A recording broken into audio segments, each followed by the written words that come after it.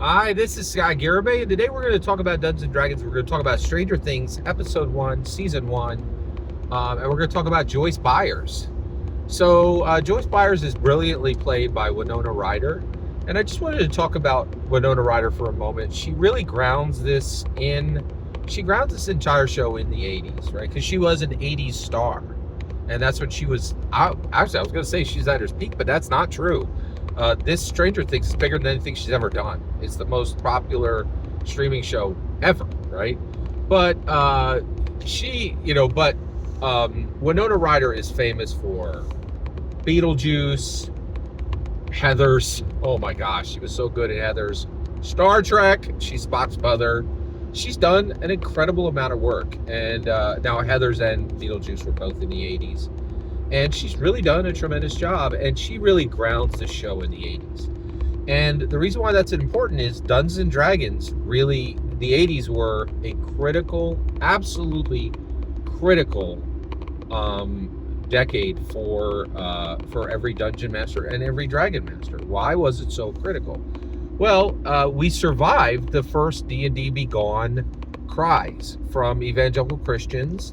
And there was a real chance that Dungeons and Dragons could have been swept away, like Pogs, right? Like, do you know what Pogs are?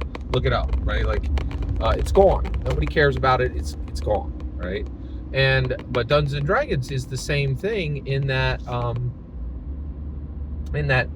there were people who came for it. It was like, we're going to take this away from everybody. We don't want anyone to have this, and we're going to take it away. And then then atheists and agnostics did exactly the same thing in 2023. Literally the same chant. D&D be gone, burn your books, right? One was physical books, one was digital books. Exactly the same passion, exactly the same panic. But 80s were important because it told us people will come for Dungeons and Dragons and they will try to shut it down, and you need to be ready when that happens, right? And then there are people like me now, Dungeons & Dragons garrisons, the ones who stand on the wall and say, I haven't forgotten that twice people told us that we were not allowed to read, buy, do, be Dungeons & Dragons. And I was there standing against them both times, right? And I'll be there the next time it happens, right? So this show being grounded in the 80s is important because it told every Dungeon Master, every Dragon Master, you can defeat the hate that will always be there to destroy Dungeons and Dragons. And also, just like, this is another reason why I don't believe that Dungeons and Dragons is a game. I don't believe it was ever a game. I don't believe it's a game today, and I don't believe it'll be a game in the future. And the reason why is nobody comes to destroy Monopoly every 40 years, right? Like, it doesn't happen, right? So, like, because that is a game, but Dungeons and Dragons isn't. It's a way of life. It's an intellectual property. It's a human improvement engine. It's a lot of things, in my humble opinion, other than a game, right?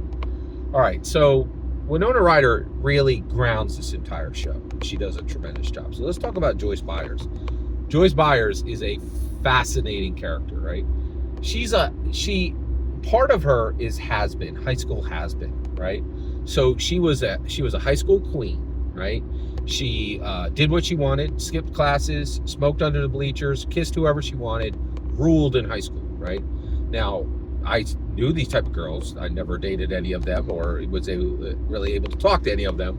But there are these queens of high school, right? And so she ruled in high school. But then when it was over, it was almost like her life was done. But then something changed. And what changed?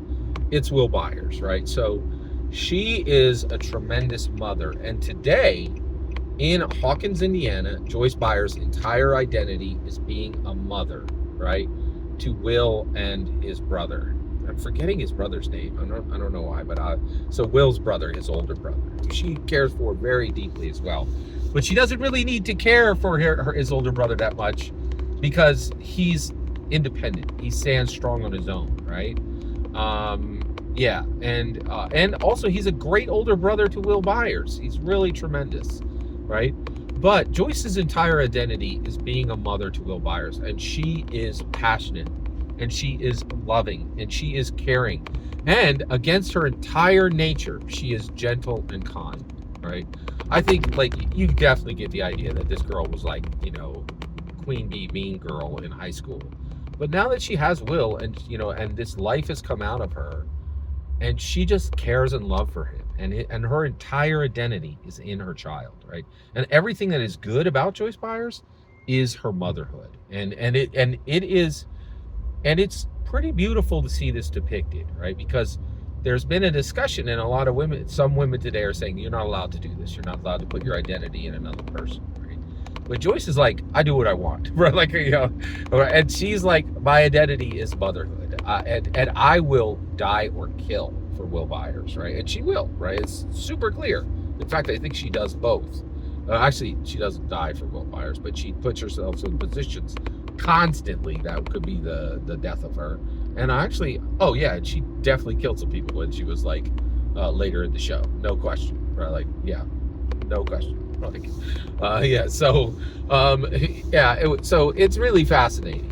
And I think Will Byers' mother, Joyce Byers, is a fantastic, beautiful depiction of a woman who decides my identity is in my motherhood, and this is going to shape everything I am today. And I've also left behind this different identity in the past, right? And I think, and if she hadn't done that, right, if she hadn't really chosen to be, I think she would have been a kind of a sad portrayal of a human being. Just, high school bully has been, right? But that's not the case. Joyce Byers is vibrant and alive and beautiful, figuratively and literally, right? And she's an amazing part of this show. And and there are characters in Stranger Things where you could pull them out, right? And the show still works, right? Barb, right? Like, she's interesting, but like, you can take Barb out, Stranger Things is still a massive hit, right? But without Joyce Byers, Stranger Things doesn't work. She is a cornerstone. She is literally a cornerstone of the foundation of this show, in my humble opinion. Every single word you just heard is my humble opinion.